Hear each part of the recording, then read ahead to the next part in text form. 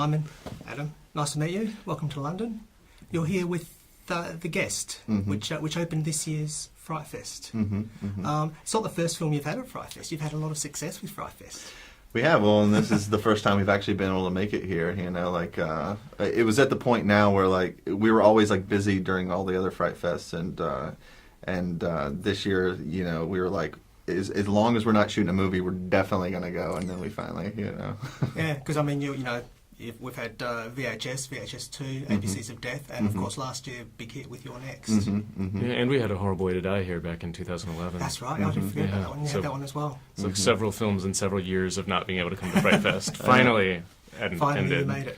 Yeah. Tell us a little bit about The Guest. It's an interesting film because it's not really a horror film, although it does have a few of the horror tropes in it. Right. Well, yeah, I mean, after Your Next, we found ourselves in an interesting kind of situation where, you know, for the first time ever, we were, you know, filmmakers that could actually make movies based on, you know, strictly on our interest, not necessarily on just trying to get a project made. You know, like before with Your Next, it was always about like coming up with a concept, like a home invasion movie that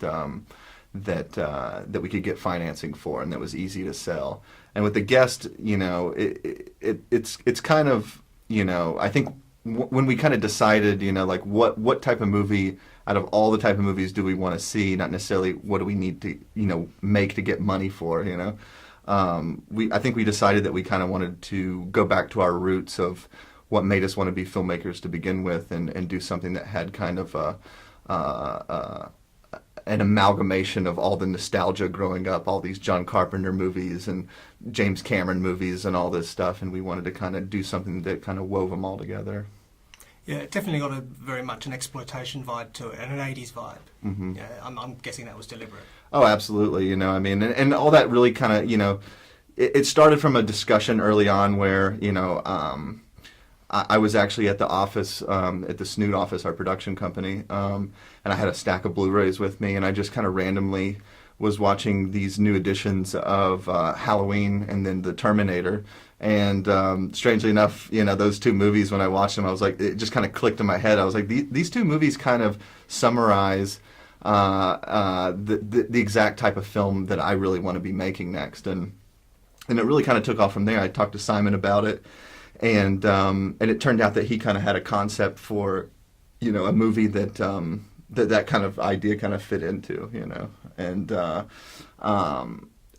so, like, you know, the whole 80s aesthetic came from, you know, from that, and then from there, you know, I started collecting a lot of different goth rock music and different soundtracks and stuff, and those became very inspirational in terms of the stylistic, you know, avenues that we ended up taking, you know. And while Simon was writing the script, I was sending him a lot of music and stuff, and, you know, so we knew early on that we wanted kind of an 80s aesthetic to it. Well, not kind of an 80s aesthetic. We wanted to go full on 80s, you know, but, you know, but also we wanted to make sure that we weren't doing something like, you know, something that's already been done, like the Grindhouse movies, or something like our friend Jason Isers did with Hobo with a Shotgun, where, you know, you're full on making kind of an homage picture. And I love those movies. I think they were done really well. But we wanted to do something different. We wanted to do something that was more just kind of existing in that 80s world, you know, because the 80s movies, you know, they weren't referencing anything. They just, that was the zeitgeist in the moment, and they're just kind of a collective kind of, you know, thing going on that created that style that, you know, you look back now and it's like, those are 80s movies, you know.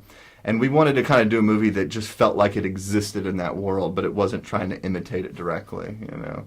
And there's a lot of interesting ways to go about doing that too. I mean, for instance, the composer for the film, Steve Moore, you know, just recently he ended up, he toured with the band Goblin, you know, for good reason, and it's because, you know, and he's the reason why we hired him in the first place too, is because he doesn't do music that imitates these kind of 80s Carpenter, you know, soundtracks.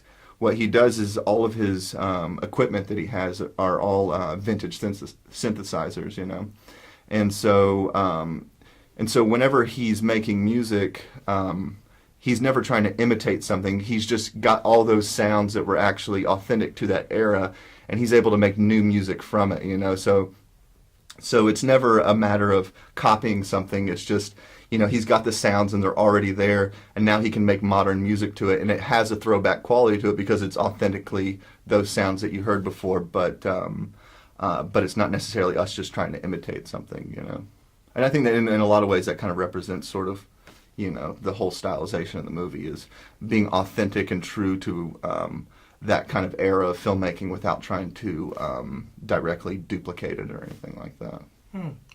Now, Dan Stevens in the lead, that's an interesting choice. I didn't even know he was a Brit until someone told me after I'd seen the film. I assumed he was an American, which says a lot for his performance. But you seem to not want to hire Americans in the leads in your films. Your lead in your next was an Aussie. That's true. I don't know why that ends up being that way. It was a different thing because when we met Sharni for Your Next, it was like we kind of realized that like her accent and being Australian like informed that character, and I actually did a quick rewrite because she initially did it with an American accent. We were like, no, that's like Adam really kind of right away was like it's much better if it's your natural Australian. With Dan, it was much more of like, is he able to do this transformation? Because that character, for obvious kind of narrative reasons, couldn't randomly be British. And, and we'd seen, like, Downton Abbey and stuff, and it was really, like, a bit of a leap of faith, but it turns out that he's, like, an expert in, like, specific regionalisms, and, in fact, does, like, a lot of audiobooks and stuff just to, like, kind of hone his talent. And he really specifically was doing this, like, Louisville, like Western Kentucky accent, and we were just like, oh, sounds great, Yeah, and by and large, we always try to cast actors who already kind of embody the part just naturally in their personality, and Dan and Sharni, with Your Next, both of them similarly, they had the characteristics of of aspects of the character that we wanted to come across, and that's why we went after them, even though neither one of them from the start was like an obvious choice for the role. But when you meet them and you see who actors really are, I think that's like the most important thing, even beyond like doing like auditions and stuff like that. It's like, what is their personality that fits with this character? And if they have a decent amount of that already ingrained into it, then you can already trust that it's going to be right. Even if it seems like a long shot. We're both kind of from the American South, like different areas, and sometimes you'll see British actors do like a very strange approximation of what that's supposed to sound like. Much like if I tried to do like a very specific like British accent, I'd fail miserably because I can just kind of do the Dick Van Dyke, Mary Poppins thing at best. So we were very like cautious and aware of that had to be perfect. But fortunately, so was Dan. Because a lot of actors, they're kind of it seems like their version of a Southern accent is that they watch Gone with the Wind or something, and there's like this whole I do declare kind of thing that nobody actually talks like that.